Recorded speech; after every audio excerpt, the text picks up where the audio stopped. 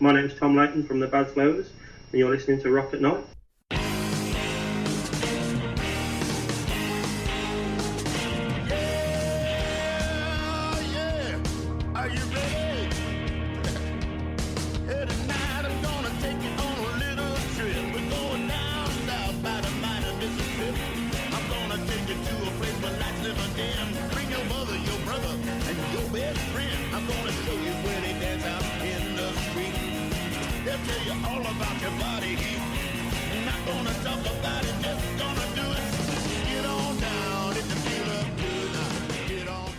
Hello, this is Charisse with Rock at Night, and you are Tom with Bad Flowers. Hello there. Hello. Hi. I've been listening to your new album that's coming out. What is the release date of your new album?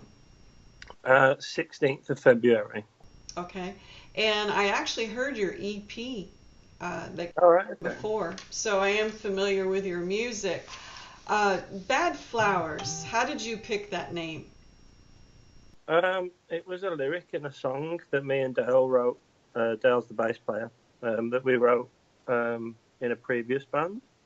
And then when that kind of finished, that lyric kind of just stuck as a name. And then it was only going to be like a working title, and then it just stuck and we went with it. That's it, really. Oh, okay. I thought perhaps, let me turn my cell phone off here too so I don't get disturbed. I hate when that happens. I didn't know if you perhaps just randomly took words together, and because when I think of flowers, I think of something soft, but then I think bad, Yeah. And I do remember it though. That's cool. How long has the band been together? It'll be in February. It'll be 4 years. Oh wow! So you've been together some time. How did you all meet? Me and Dale have been in bands together since we were about 16. Oh, so wow. we've known each other for forever, really. And Carl, one of our previous bands, Carl was a drummer in the other band on the bill, and when we put out that we were looking for a new drummer, he was the first person that got back to us, and literally he drove up the next day, he played, and it was a perfect fit. So it's been great ever since. Nice. Where are you based out of? We're not far from Birmingham in the UK. Oh, so you're out of Birmingham. Oh, I was thinking you were from London. You're from Birmingham then. I see you guys are going to be touring. You want to talk about that tour? Yeah, we're doing 12 dates with a band that's also local to us, called Stone Broken, and we'll have James Nichols is on there as well. So we're really looking forward to that because we're friends with both bands. So it's going to be fun. We're doing all up and down the country, and one of the dates is Planet Rock Radio's Winter's End Festival as well. So. Oh, wow. They're looking good, and the Birmingham date's sold out already, so it's going to be fun. Is this your first tour as Bad Flowers? No, we've played with Jared before last year, and a band called Scorpion Child. We've done some gigs with Crowbot, and we recently in the summer we did a few shows with Tyler Bryant and the Shakedown as well. Oh, you're kidding! You guys played with them too? Because we cover them a lot. Yeah, we did 2 shows with them. One in Chester, and we did a sold out one in London with them. We actually went, and they were in the UK last week, and we actually went up to Manchester to see them. So it was good to catch up with them again. Great band.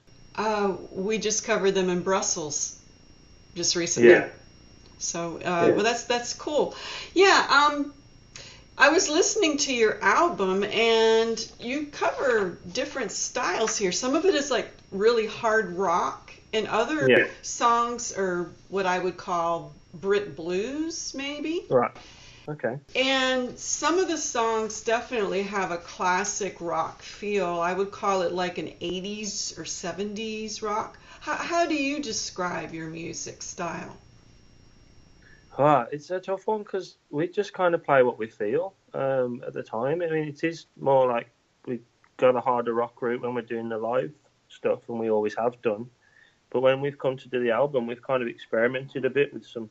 There's like a couple. There's an acoustic track on there, and there's a slightly softer track that builds up, and we've uh, we've kind of experimented a bit. But yeah, I'd definitely say it's like the hard rock with the bluesy nod to it, bluesy tinge in there. It's the kind of stuff we've been brought up on. So You're probably going to laugh at some of my favorite songs on the album. no. But the one that really spoke to me was the one that almost didn't get on the album, I Hope. All right, okay. That Yeah. really, I thought, was a beautiful song. Well, thank you very much. And Thank you. I'm so glad it made it uh, on the album. It kind of made me think of like a slow love song, like maybe Bon Jovi would do, or Motley Crue, or even Leonard Skinner, or something like that. Right. How did Yeah. that song come out? Or how did you write Oh, that? that is that particular song was just something I was going through at the time, and it just I don't know, it just literally came out one go, and it was there. I just the words and everything. Just it's kind of like a diary entry, is how I've described it recently. But yeah, it was the last song we recorded, and there was another song in its place on the album. But then we decided to swap it out, and I'm quite glad we did. Yeah. Well, I thought it was really pretty. As soon as I heard it, I thought, wow, this is really pretty. I could, what's funny about the 80s, they all these like big hair bands, they'd have like a ballad, and Yeah. then everybody would put their lighters up. Yeah. And I picture this is one of those types of songs where, you know, the band will be playing all this hard rock, and then I Hope will come on, and then everybody's putting their lighter up. Yeah. Yeah. Yeah, I give that. It's definitely a step in a different direction for us. Definitely something we'd never done before. So, but yeah, it's cool. I like it. Have you all ever done any covers of songs? Yeah, we used to play loads of covers. I mean, we do a cover of Voodoo Child, but we do it really our own way. Like it's well, some people we saw recently described it as like it's the first time they'd ever heard the song, but it wasn't. Which is quite good, really. So we've actually recorded it, so we might put it out as a bonus track or a single later on in the year. Oh, I like it when bands put their own spin. Yeah, that's what we've always tried to do because I don't like playing it note for note the same as everybody else. It's we always like to kind of make our own. Like we do a version of we do an older song called "Living the Dream" that we've had for quite a while. The video's on YouTube, but like now, if we play that live when we're doing like a headline longer set, we'll work "War Pigs" by Black Sabbath into it as well. So we kind of chop and change things around as much as we can. We just like jamming, really. Uh, if you ever did a cover, I'd love you to sing "Home Sweet Home" by Motley Crue, because I think your voice would be good for that. Oh, yeah, okay, You that'd should be cool. try that, "Home Sweet Maybe I'll Home." have a look at it. Another song I really liked was "Hurricane." Yeah, that's it's. We've had a good few comments on that song recently, but that's a really old song. It's one of the first songs we wrote as a band, and we had it on an EP that didn't really do much, and then we've put it on here. We've re-recorded it, and people are picking up on it already. It's so I'm happy about that. It's a bit of heavier song. It's good. I described it as very cool, has a great riff, groove, and melody. I really liked it. Another one I really liked on your album is Rich Man. All right, okay. Yeah, that's a newer one as well. That's something we've solely wrote for the album. Yeah, it's bit, again, they're slightly different. It's a bit stompy. It's foot tapping kind of. Yeah, I don't really know how else to describe it really. It's just chuggy. It's good. I called it dirty blues. It's Yeah, kind of a yeah, dirty, nasty sound, which I like. yeah, I like the heavy riffs and the bass, and you do some like bends, cool bends with a lead guitar. I really liked it. yeah. Another good, what I call fuzzy sound is Secrets. Yeah, that's going to be the next single. That's one of my favourite ones on there. I just love playing the riff. It's really groovy. That song literally wrote itself in about 5 minutes. We just sat there and the riff came out and that was it. The song was done. Do you write the songs solely, or do you all write the songs together? How does the music get created? Lyrically, it's me solely writes the lyrics, but with the music, like me and Dale will have riffs or ideas, and we work best when we're all three of us together rather than one of us writing and taking it in. So it's always whenever we're in our lockup, our practice room, it's like, right, we go through the set, go through everything we've got to do, and then right, who's got ideas, and then we write that way. And if we feel it, if it feels good straight away, then we keep it. If it's something that's not quite there, then we'll move on. So every song that we've got is something on this album is something we've all gone, yeah, this feels right. So that's how it works for us anyway. When you were growing up, who did you listen to? Led Zeppelin, Black Sabbath, all the classics. But there's a band called Rose Hill Drive from the States that they're a three-piece band from. I think they had an album out last year, but they haven't done a lot since like early 2000s, I think. But they really made us want to be a three-piece. Me and Dale, the way they saw them live over here, and it just the power just like kind of blew us away. So that's where the three-piece thing came from. Oh, okay. Yeah. As far as the other people in the band, who do they listen to, or who were they influenced by? Oh well, Carl, the drummer, he's a huge John Bonham fan. He's got like tattoos on his arm, and he likes Mike Portnoy as well. He's like his hero. So he's all that technical stuff he loves. And Dale, bass player, he used to listen to a lot of Motown stuff, and so he gets a lot of his bass lines from that. And he's a big Geezer Butler fan as well, from Black Sabbath. So Okay. yeah, we're all very similar sort of tastes. So I think that's why we click so well together. So classic rock, 70s rock, really. Yeah. And that's probably why your music has that flavor, and the lead guitars and the riffs and the melodies and stuff like that. That seems to be coming back. I notice a lot of the new bands are sounding more like classic rock. Yeah, there's all groups on Facebook that have appeared recently, like New Wave of British Classic Rock and stuff like that.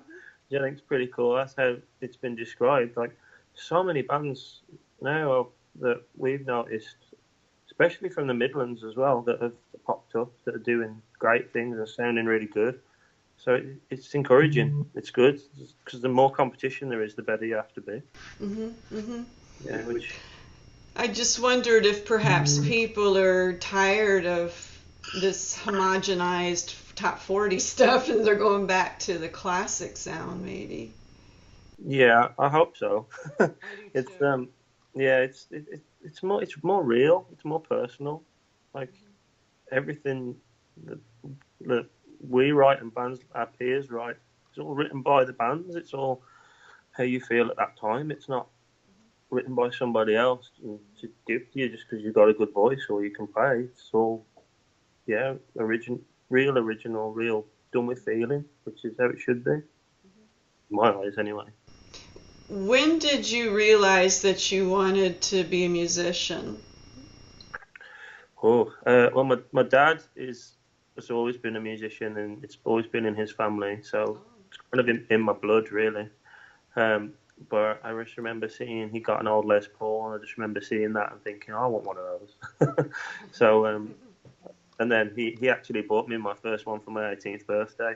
Oh. So, which is the one I play all the time in all my pictures. That is the guitar. Oh, wow. You kept it all these years? Yeah, absolutely. Yeah, I absolutely adore it. It's every time I open the case, I'm like, I love that guitar. But yeah, but listening to so playing that and then listening to stuff like AC/DC and that as a kid, and then but the one that really got me was like I found a Monsters of Rock cassette tape, Oh. and yeah, and I was listening to that on my headphones one night. I must have been about 14, and Stairway to Heaven came on. I know it's a bit cliche, but I was like, listening to it thinking, what's this? I didn't really with the pan pipes and everything, but when the drums kicked in and the guitars, I was like, this is what I want to do.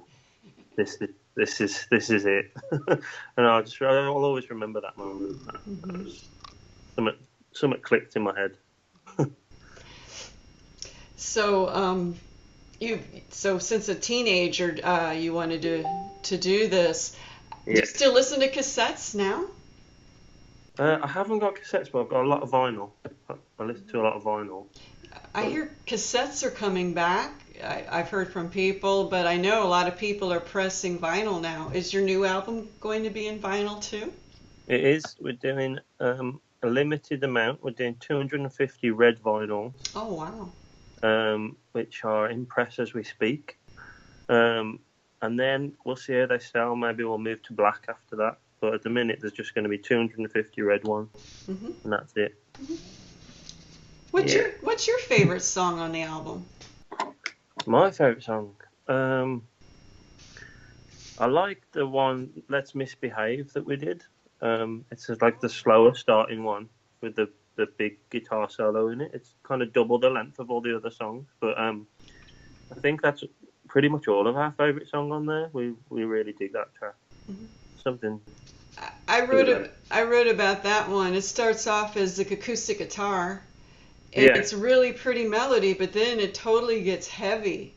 Yeah. Like as it goes on, it like goes into a whole different like hard rock style. I like that one too. I put that down as one of my favorites. Yeah. So I will be writing a review for you because as you see, I analyzed every song several times. Plus, I used to listen to your EP when it was given to me a lot in the car. Yeah. It was short. It had like 3 songs on it or something like. Yeah. It had like Thunder Child, I think, and maybe Lions. Was that on it too? I can't remember. Oh, Lions, but yeah. Yeah. That was both of those songs to me kind of were like 80s Sammy Hagar kind of, cool. Feel to it. That's kind of the impression that I got. Do you like Sammy Hagar? I like him in Chicken Foot when he did that stuff with Joe Satriani and that. Yeah. I love that Chicken Foot too. That's really good stuff. I put down on Be Your Man. I love that you're drummer on that one. Yeah, he's drumming on Be Your Man. So there's some great drum fills in there. Yeah, he really went for it on that track. I really like that. Definitely 70s classic rock feel or whatever. When you guys play live, how do you describe your shows? Oh, it's fast-paced and loud. We like to be loud. Yeah, there's only 3 of us. We've got to make up for it somehow. Yeah. But it's really fast-paced, full of high energy. We pick the songs that make everybody move. Mm-hmm. That's how we always describe it, and we go out and enjoy ourselves. We want to make everyone else enjoy themselves, so we hope that comes across. But that's the only way we're ever going to do it. Go out and enjoy ourselves every time. Any kind of special equipment you guys like to use in the way of amps or effect pedals?